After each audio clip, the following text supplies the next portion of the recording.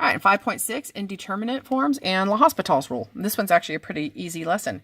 Recognizing limits that produce the indeterminate form. An indeterminate form is when you get 0 over 0 or infinity over infinity or any one of these scenarios here. And the thing is if I get this indeterminate form right here, 0 over 0 or infinity over infinity, then we actually can use is we will be taking the limit of just the top, write it down, the limit of the bottom, write it down, and then you just reevaluate your limit again. So L'Hopital's rule is going to make some things in chapter 1 a little bit easier for you, especially when you get ready to take a final and you're going to have limits on it. So by L'Hopital's rule, if I was to plug in -1 into the numerator up here, I get 0. -1 into the bottom, I get 0. So 0 over 0, back in chapter 1, we said you had to factor and reduce, or you had to get rid of fractions within fractions, or do the conjugate. Well, with L'Hopital's rule, it's a lot easier in the sense that I take the derivative of the top, derivative of the bottom. So the derivative of the top, I'm showing you right now is by chapter 1, and then I'll do the L'Hopital's. The x plus 1's cancel. Now you plug your -1 back into here, and you get an answer of -4. Here's why I like L'Hopital's. The derivative of the top is 4x. The derivative of the bottom is 1. Now plug -1 in. I get -4 over 1, which the answer is -4. A lot easier, a lot less work. Couldn't teach that to you originally because you didn't know how to take derivatives back in chapter 1. So you can learn L'Hopital's after you learn how to do derivatives. All right, if I was to plug in infinity into this, I get infinity on top, infinity on bottom. Again, that's an indeterminate form. So if I was to do L'Hopital's rule, that would be the derivative of the top would be 6x over 4x, plug in again, and we'll get to that one in a minute. I'm sure I went through this by the methods of yes. So the greatest degree was the x squared term. So we divide each single one of these by x squared. So that became 3, 1 over x squared, 2, 1 over x squared. Guys, the limit as x goes to infinity, this is like 1 over a million squared. And 1 over a million squared, both of those fractions become 0. So my answer is 3/2. Some of you look at this and go, well, x goes to infinity. This is a Bobo or a Betsy problem. It's a Betsy, so y equals 3/2. Boom, you're done. Now, if you had done the direct substitution, you got an infinity over infinity. Take the derivatives. If I plug infinity in again, I get infinity over infinity. So take the derivatives again. So that derivative is 6. That derivative is 4. Or look at this. Don't these x's reduce right here? And 6 over 4 reduced to 3/2. Now the limit as x gets big, these y values right here are always 3/2 no matter what. And so the answer was 3/2. A little bit more difficult this time. If I plug in the 0, e to the 0 is 1 minus 1 is 0. E to the 0 is 1 minus 1 is 0 again. I get 0 over 0, indeterminate form. See, now I cannot do the stuff from chapter 1. I don't know how to, you might, I mean, maybe you do. You could factor that, but would some of you know how? So if you didn't, you could do L'Hopital's rule. And I don't know if I'm pronouncing that right, so I'm sorry if I'm pronouncing that incorrectly. All right, so this derivative would be e to the u du, so its derivative is 2, e to the 2x. Its derivative is e to the u du, so e to the x times 1. All right, this will reduce into that numerator right there. So I will get 2. Actually, if I plug in the 0, plug in 0, e to the 0 is 1 times 2. E to the 0 is 1. I get 2 over 1, and my answer would be 2. So it's really fairly easy, like I said. You have to get 0 over 0 or infinity. Then you take the derivative of the top by itself, write it down. Derivative of the bottom by itself, write it down, not quotient rule. Okay, and then you can re-plug in again. So the limit is x wants to 8. That numerator, 8 plus 28 is 36. Square root 6 minus 6 is 0. Bottom, 8 minus 8, 0. So I got 0 over 0. So chapter 1, we multiply numerator and denominator by the conjugate. But chapter 5, we could do L'Hopital's rule. So if I chose L'Hopital's rule, the derivative of the bottom is just 1, y'all. Derivative of the numerator would be chain rule. That'd be a half times x plus 28 to the -1/2. Derivative of what's in there is a 1. The derivative of the 6 is 0. Now let's plug 8 in. So plugging 8 into this is 36. Square root is 6 times 2 is 12. My answer is 1/12. So if you prefer this method, absolutely go for it. If you prefer the conjugate method from chapter 1, go for that. Doesn't matter to me which method you use, as long as you have some work showing your answer on the open response test. Multiple choice, really doesn't matter which method you use. Just get the right answer. So if I wanted the limit as x goes to 0, the sign at 0 is 0. The sign here at 0 is also 0. So I have 0 over 0, indeterminate form. So I take the derivative of the top, that'd be cosine of 6x, times its derivative, which is 6. Derivative Derivative of this bottom is cosine of 5x times that derivative of 5. Now I plug in 0 again. So 6 times 0 is 0. Cosine at 0 is 1. So that'd be 6 times 1. This will be 5 times 1. Therefore, my answer would be 6/5. Again, plug in infinity. So natural log of x. Natural log of x, guys, is a graph that's slowly, continuously, it's always going upwards. Let me go ahead and get that for you. So that's the graph of just natural log of x looks like. So as x goes to infinity, y goes to infinity. So that numerator would be infinity. The denominator would be infinity. That would be indeterminate form. So take the derivative of the natural log of x on the top, the derivative of the x on the bottom. So now that becomes the limit as x goes to infinity of just 1 over x. Well, that means like 1 over a million, 1 over a billion, 1 over a trillion.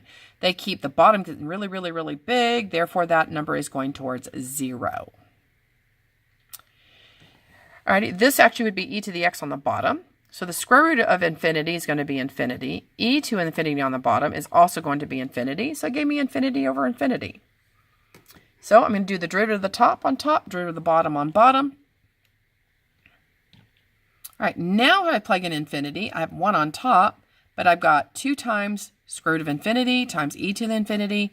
That means that denominator is infinity for sure, and 1 divided by infinity would be 0. All right, plugging in x equals 0 this time, I get e to the 0 is 1 minus 1 is 0. Right there. Plugging in 0 there, I get 0. Indeterminate form. So derivative of the top, derivative of the bottom. Now plug in 0 for x. E to the 0 is 1. 2 times 1 is 2. In addition to the forms 0 over 0 and infinity over infinity, there are other indeterminate forms, such as 0 times infinity, 1 to infinity, infinity to the 0, 0 to the 0, and infinity minus infinity. Okay. So the limit as x goes to infinity of this function. This right here would be going to 0, so this would be 1 to the infinity. That was another indeterminate form. Can't do that. So therefore, we're going to let this equal y. The whole thing there equal y. So guys, I'm going to take the natural log of both sides. So the natural log and the limit here can flip, because I can take the limit after I take the natural log. Now right here I've got power rule, so this x goes here to the front of that word natural log. Now we're ready. Okay, that right there became the natural log of that fraction on top, and this is basically 1 over x on the bottom. Okay, so now if I plug in x goes to infinity, that's going to 0. That's a 1. Natural log of 1 is 0. Infinity here is also 0 as well. Now that means I can take the derivative of the top, the derivative of the bottom separately. So that's what I get. Simplify that expression. Boy, this looks like an ugly mess. So simplifying this expression, guys. Alrighty. So this was writing the natural log of that. That was 1 plus x to the negative 1. Because this derivative is du, which is negative x to the negative 2, over that, which was 1 plus x to the negative 1. That derivative on the bottom is negative x to the negative 2. Now this top fraction is divided by this bottom fraction. That means easy as pie, flip this one to multiply. So I flipped it to multiply. Notice those go away. So I still have my limit as x goes to infinity of what's left over now. Now if I plug that infinity in, this is a 0. That's 1 plus 0, which is 1. 1 over 1 is 1. That's what this whole limit approaches. Now y'all, we have probably lost track totally of what we're trying to solve for here. We are trying to solve for this limit way up here at the beginning. And remember, I let that equal y. So that means I need to solve for y here.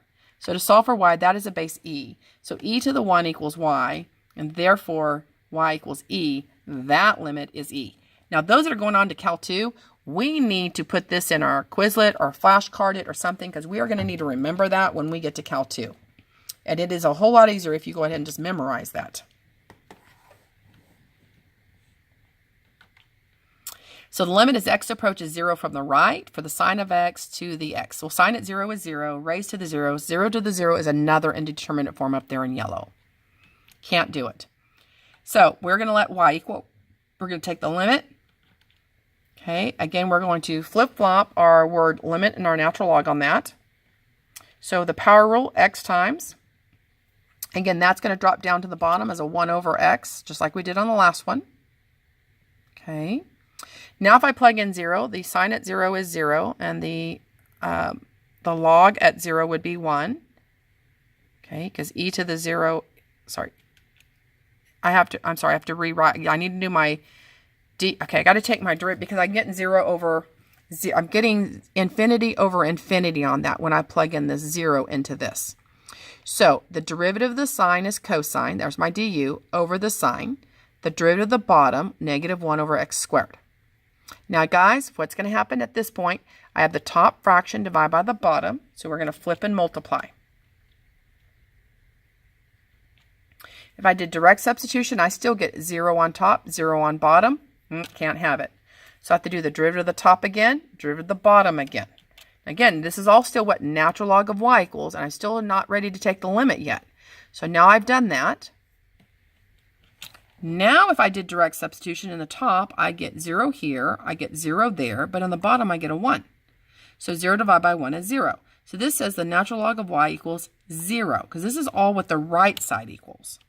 So therefore, e to the 0 equals 1, and anything to the 0 is 1 itself. And therefore, the limit as x approaches 0 from the right for sine of x to the x is 1. I don't usually ask ones like the last example nor this example on my test, but I want you to see them because those going on to Cal 2 are definitely going to need to know how to do these.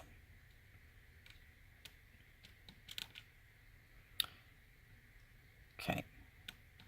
So like on L'Hopital's rule, they're telling you it's not proper to write the equals. We are just writing equivalent. We are not writing the equal expression to it. All right, so again, guys, you use L'Hopital's rule whenever you get 0 over 0 or infinity over infinity. You will then just take the derivative of the top, put it down, derivative of the bottom, write it, and then re-plug in again. Okay, and these other forms right here, these are indeterminate forms. It means you can't really do anything with them. You're going to have to rewrite the functions.